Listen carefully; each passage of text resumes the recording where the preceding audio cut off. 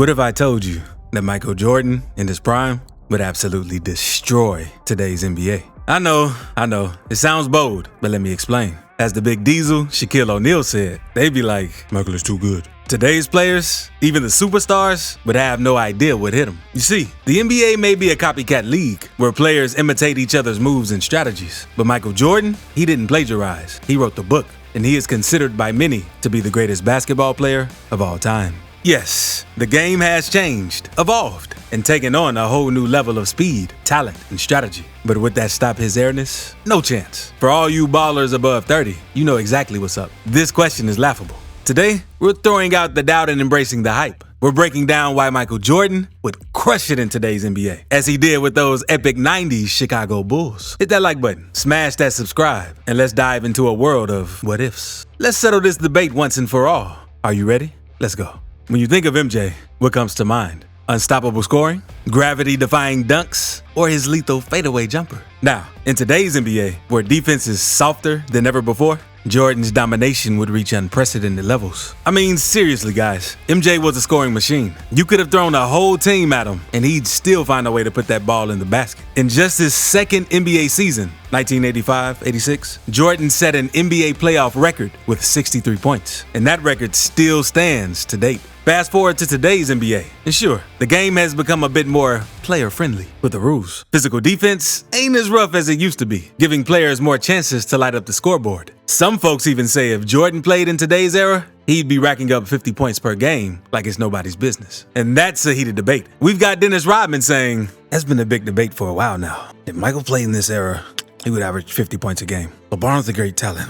No doubt he's probably in the top 3 players that ever played with Kobe, Magic, Kareem, but Michael's right there. I don't know why you guys discuss who the GOAT is. MJ was a scoring maestro, no doubt about it. But would he drop 50 a game? That's a whole lot of credit, even for the GOAT. Imagine for a moment if prime Jordan stepped onto the hardwood of today's NBA. Oh, things would get real interesting. First things first, let's clear the air. There'd be no more debates about who's the GOAT. Forget KD, Curry, and LeBron. They'd be like a distant second and third places. No more endless discussions about who reigns supreme. Why? Because MJ would be ruling the court. No questions asked. In his prime, Jordan was a scoring machine, dropping an average of 30 points per game. But we're not in the 80s or 90s anymore. This is today's NBA, where defenses have become softer, and the game is more geared toward offense. Prime Jordan put up 30 in his days, so there's no reason to doubt he'd go even beyond that in today's less physical NBA. Remember when Kobe dropped that jaw-dropping 81 points in a game?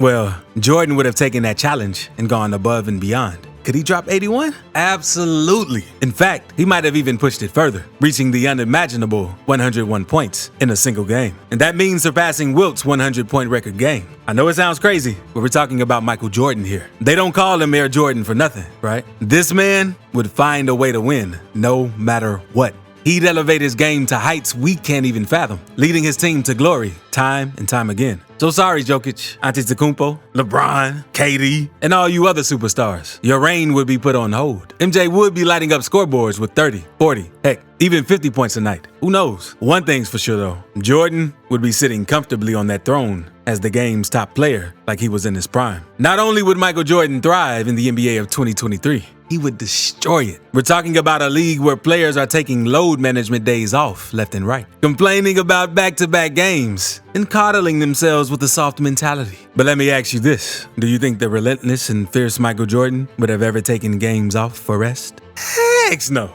Think about it. In the 98 season, when he was already 35 years old, Jordan lived on the court. He played nearly every single minute of every single game.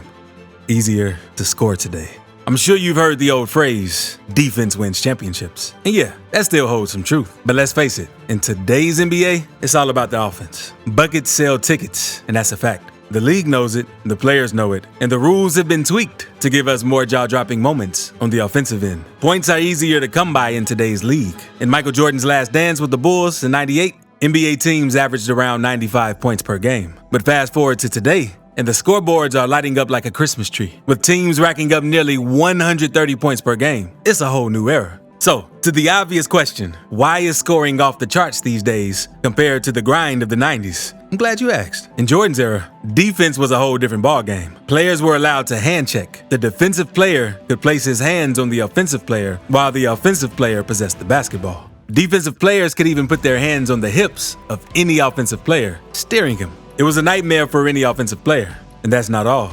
Back then, there was no defensive 3-second rule.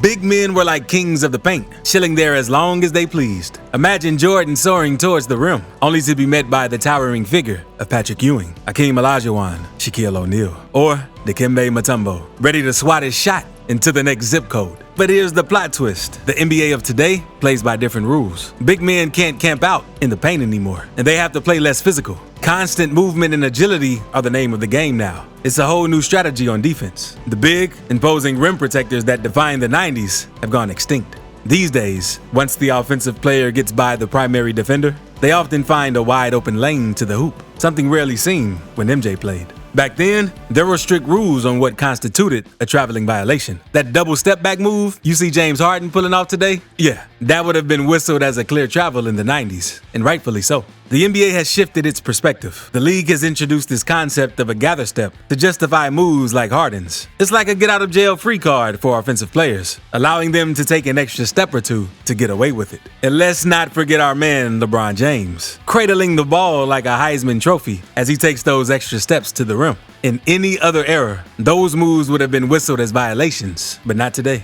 Now, MJ didn't just dominate the 90s NBA, he reshaped the entire landscape of the game. Back then, basketball was all about those bruising big men. But MJ, oh man, he flipped the script. He showed the world the artistry of a shot-creating wing. The league had never seen anything like him, and honestly, it hasn't been the same since. Still not convinced? We've all figured out that MJ was an unstoppable force in his prime. And don't just take my word for it. Countless former NBA players who battled it out with him have spoken up, and they all agree Jordan would own today's league like a boss. Even KD himself, who's still in the league, can't help but admire MJ's adaptability and skills. He said, "He can adapt his game to anything. He would fit in as the best player in the league. That's what he would be. He would have more possessions to do more things, more space for MJ to go to work. We'll never know, but for sure, he's a masterful basketball player. And like we've been saying, his skill level is unmatched." GOAT? Is MJ truly the GOAT? The greatest of all time? Some of the Gen Z ballers might be shaking their heads, wondering what the fuss is all about. LeBron, Steph, KD, and Harden got the skills, man. Why is everyone so hung up on MJ?